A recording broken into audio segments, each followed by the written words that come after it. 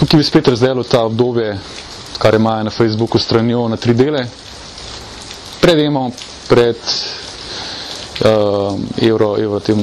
Eurosongom, pred polfinalom in pred polfinalom in finalom. Predemo so vsebine tiste bolj mogoče malo patriotske. Tina Maze je zmagala, takrat je ogromno odziva, takrat smo še na te stvari štartali, smo obrazo gradili. Po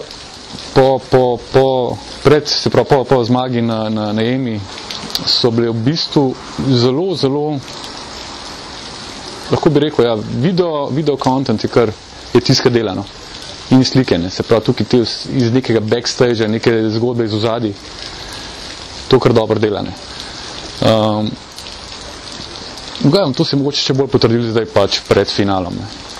Vsebine, ki jih nikjer nisi mogel videti, ki jih nihče ni mogel videti v tradicionalnih medijih, na televiziji je lahko videl, kaj recimo Maja izjavila po tiskovni konferenci, ko je enega milijon šundra okoli, slika iz backstage-a in tako naprej. To pač nikjer ni bilo vidno.